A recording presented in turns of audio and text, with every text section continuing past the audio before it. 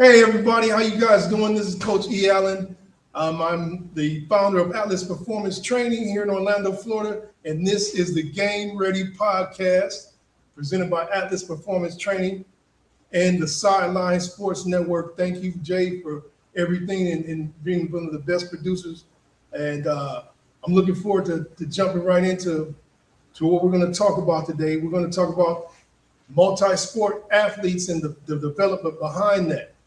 And as you all know, if you've been listening to the show, this show is about one thing. It's taking a closer look at the sports stories that are being talked about and connecting those stories with the topics that affect athletes, former athletes, and active adults who follow sports, people who love sports. And I like to dive a little bit deeper, and I'm a little bit nerdy with it. And I love this topic especially because I started off training youth athletes.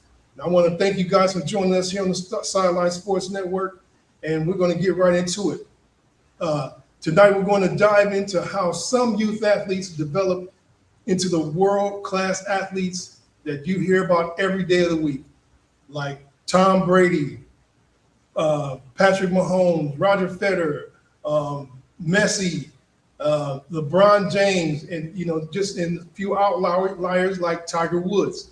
And I wanted to take a look at this. This is one of. I want to take this as a look at this as one of the most expensive and the most damaging myths in youth sports. It's the belief that the way to build a great athlete is to pick one sport early and grind it out year in and year out and specialize in that one sport, especially if you're in a club like volleyball. My daughter played club volleyball, and it was a huge, it was a lot of pressure to get her to specialize. But my daughter played everything. She wrestled. No, she didn't wrestle. She did a lot of different sports, and I think it made her a better athlete and it made her a better person. And we're going to look at 3 athletes who have proven this theory, this myth to be the opposite, and exactly why the kid that you see playing every sport ends up more resilient, more healthy, and tougher both mentally and physically long term. Let's get into it. First, we're going to focus on a little bit about Patrick Mahomes. Everybody knows who Patrick Mahomes is.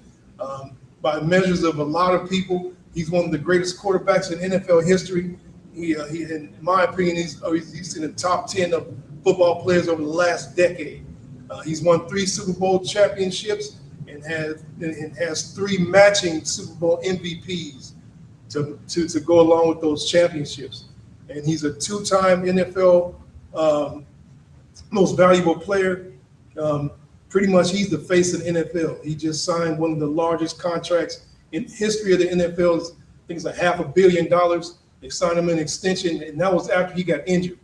But as you know, if you've been following him over the last several weeks, he's ahead of schedule, and they're looking for him to actually probably compete within the first 2 weeks, if not the home opener. When most people look at athletes like that, they figure that he got to the top of his game by locking in on one sport. Like, you probably think you would see Patrick Mahomes, focusing on his throws and his timing, his footwork, and that's all well and good. And out training everyone. But the truth is, it's pretty much the opposite. It's the opposite scenario, and I'm going to show you some examples. And I've seen just firsthand how this is a true statement. Most athletes that reach those high levels of sports, they stay healthy doing it, and they're usually youth athletes who play several sports. They have a diverse sports experience that makes them a lot more resilient, and they have a different viewpoint where the sport that they love, they go play another sport, it refreshes them, and it doesn't get boring. And they have a tendency not to burn out. A lot of time they get knocked around in those different sports. They learn how to win and lose, and they improve and adapt within those sports, and they learn how to figure things out within different sports which is a huge bonus when you're talking about developing youth athletes.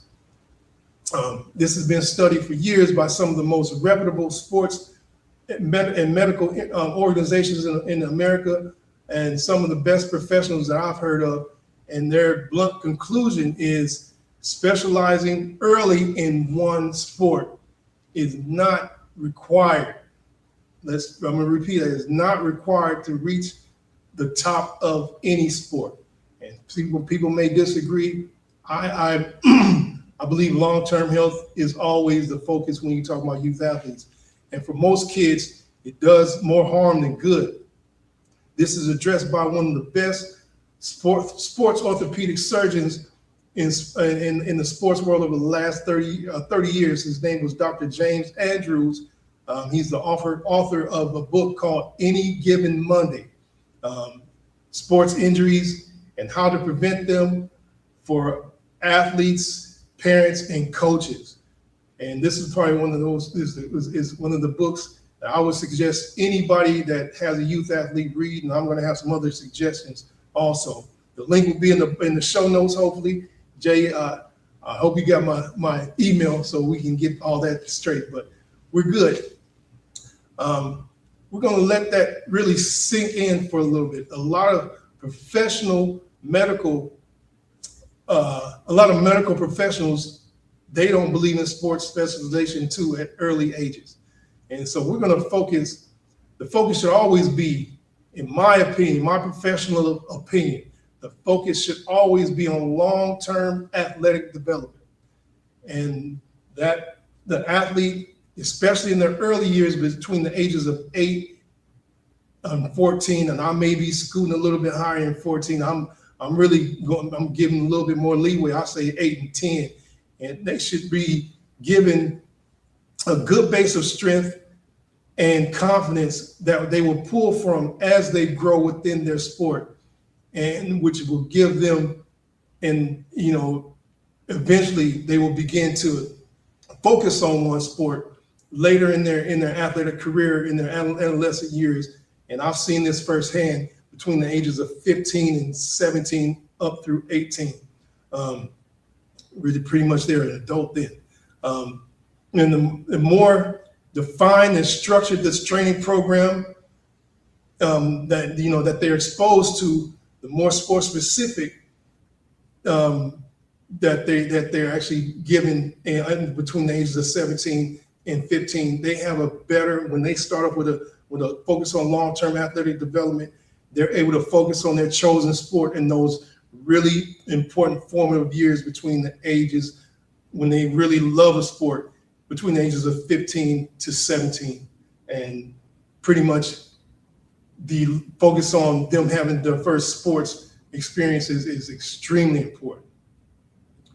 And I'm a true proponent of that. I've actually gotten into deep discussions, almost some tense arguments with parents where they would bring a kid in who was 8 years old and they wanted him to do speed and agility drills or speed and agility training. And I tell them straight up, I'll look at the youth athlete, and if he can barely, walk in a straight line, I was like, well, you should probably take him to the Y and sign him up for basketball, volleyball, golf, whatever is offered, so he can go out and really start to learn how to handle himself and really learn more about his physical abilities.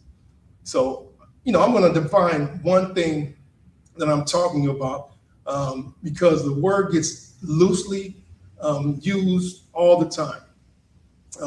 It's called early sports specialization, and the real meaning is really intense year-round training in a single sport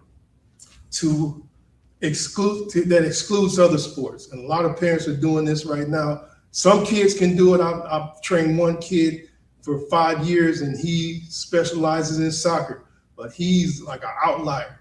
His ability to focus is unmatched. And he started with me at the age of 12, and he picked up the game of soccer and he loves it. A lot of times people play the one thing, they grind it out and they play a sport 12 months out of the year, focus on that one sport, and playing on multiple teams, multiple leagues, and then they drop everything else. That model is being sold to parents right now. It's a multi-billion-dollar business. Youth sports is, and it's being sold to them because they make a lot of money out of sports, off of specializations, like year-round sports academies, private skills coaching, at between the ages of 5 to 9 years old. I mean, it's insane. And the promise of it all underneath is seductive. It's very seductive and simple. If your kid specializes in a sport early, they get more reps than anyone else. They will get ahead of everyone else on their team. And that's a blatant lie. And it's a joke. I want to be really precise tonight, and because people who I get in this discussion with, they get the wrong idea in both directions. And I'm not telling you that hardship, doing hard things will magically hurt the kid, or it'll make him to a great athlete.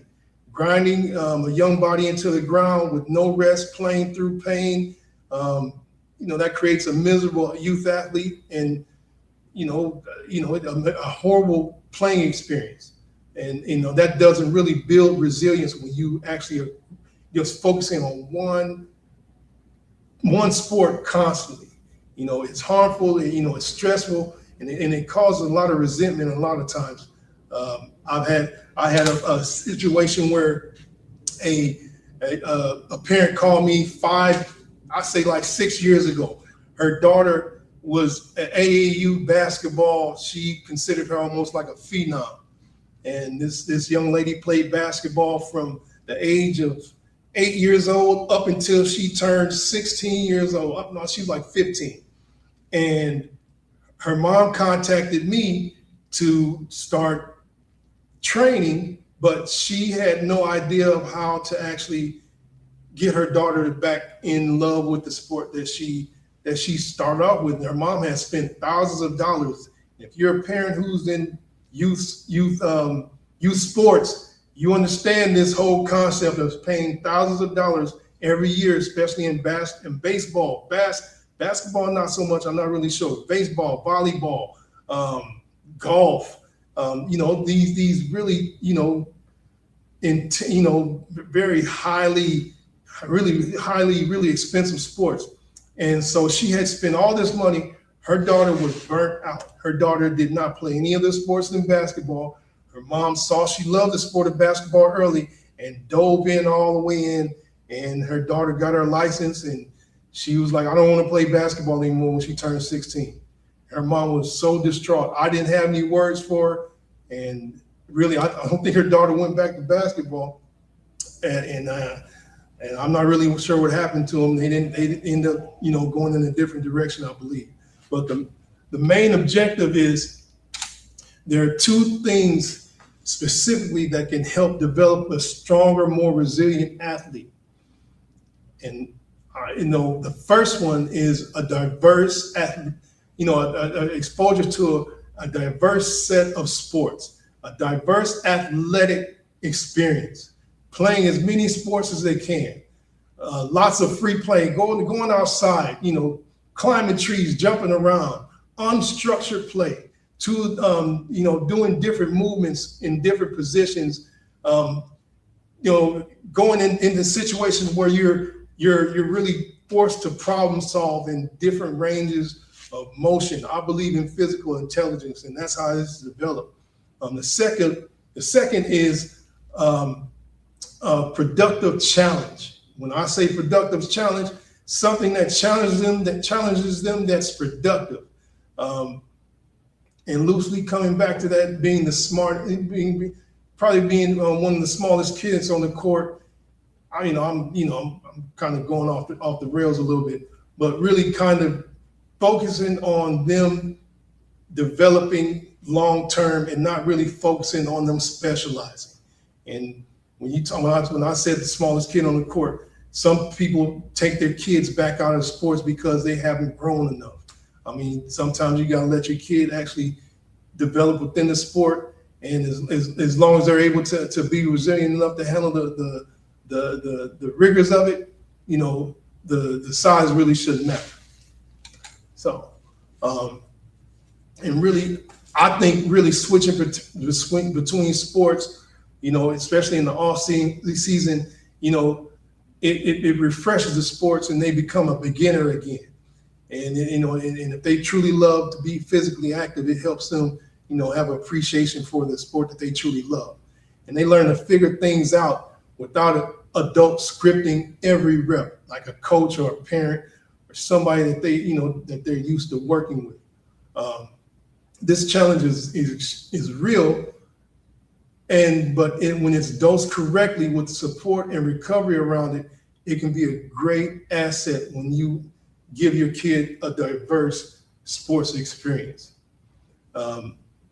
That's pretty much the distinction in this whole episode. And I would like to see a lot more diverse exposure to youth athletes, and it gives them a productive challenges, and it develops the athlete long term. And that that's the most important part moving forward. If you have your kid who's physically active, if you want your kid to be physically active primarily. One thing about early sports specialization, and it leads to chronic overload, and it breaks the athlete down, and it's kind of it's a one-of-a-kind stress. It's the wrong kind of stress that really is hard to manage, and the proof is in the athletes themselves. And I'll give you 3 athletes who did not specialize, and I mentioned one of them. I mentioned Patrick Mahomes, and I love seeing Patrick Mahomes play because he is unorthodox. And I played ball a long time ago. I played. I signed with the Seattle Seahawks out of college, and I used to listen. I was a defensive lineman, so I would listen to all positions. And you want to learn about different positions, so you know how to actually prepare against them. And one of the things that they always told you not to do was not to throw across your body to the other side of the field 30 years ago. But Patrick Mahomes, he is one of the quarterbacks that threw that myth out of the water, and I'm going to tell you exactly why. Patrick grew up in White House, Texas, which I didn't know exactly where that even existed. He was a son of major league pitcher who played 11 years in the MLB. He was around elite sports athletes his whole childhood. He was lucky. But if you look at Michael Jordan's kids, none of them are athletes. So that goes to show you it doesn't always translate through exposure and genetics. But his parents didn't make him or funnel him in one lane. Throughout his youth, he played 3 sports.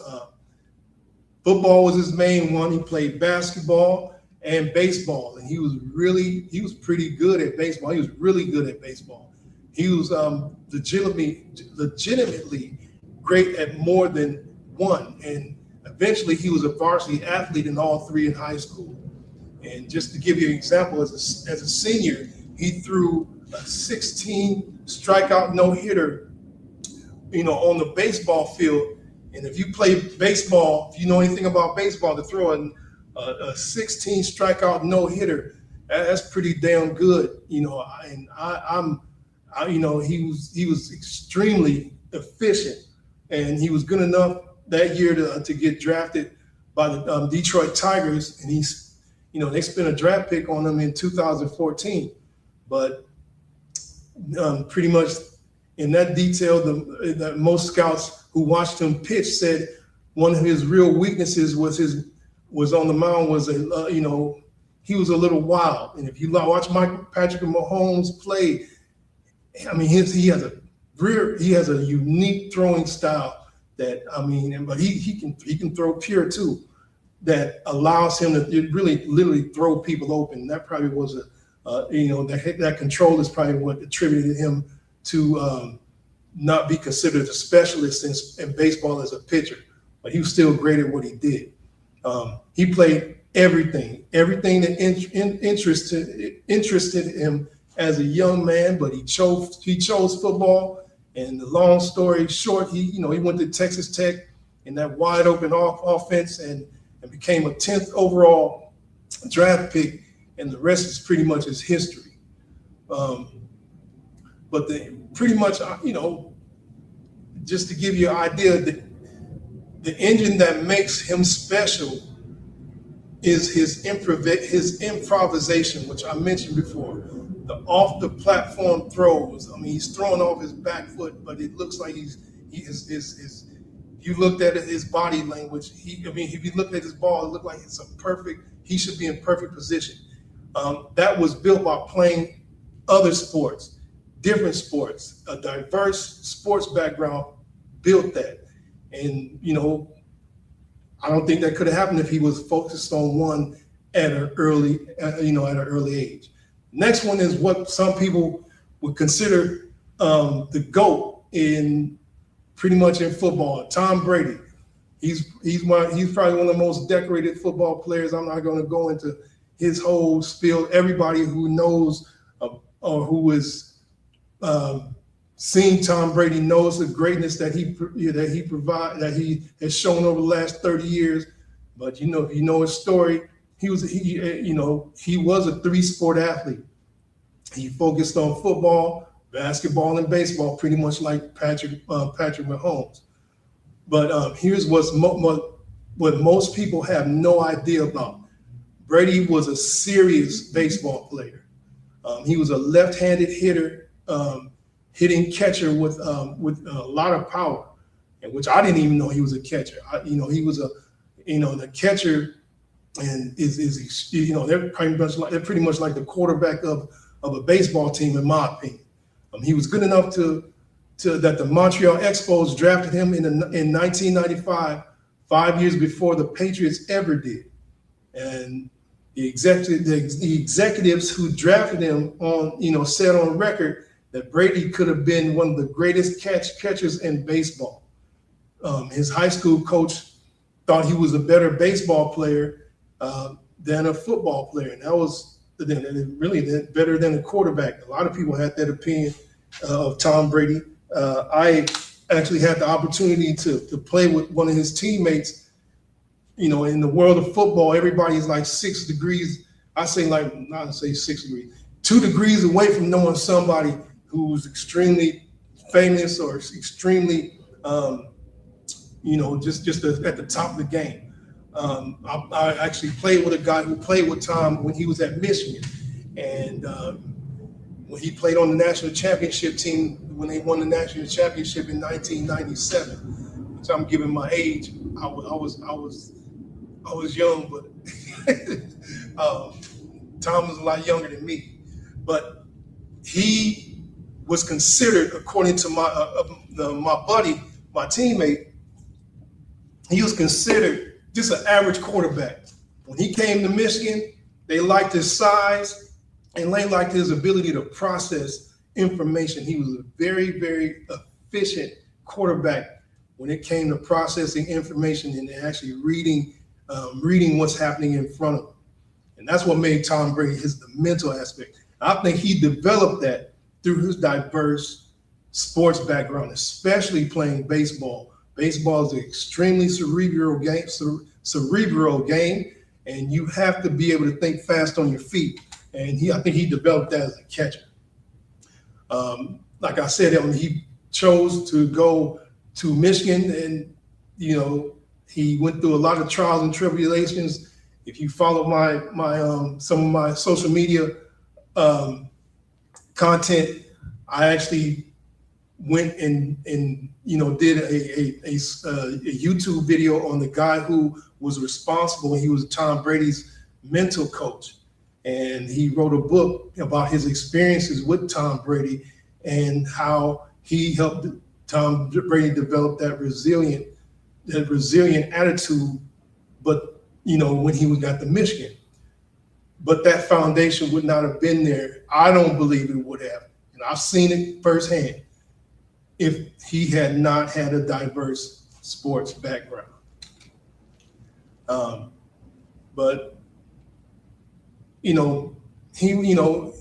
as a catcher, like I said, it's probably one of the most cerebral positions, and he learned how to read the whole baseball field. He learned how to manage a game, and he learned how to handle failure, bat over bat. If you play baseball, it's a game of errors, and if you're like 250, if you're successful in like a quarter of your plays, you're like a Hall of Famer.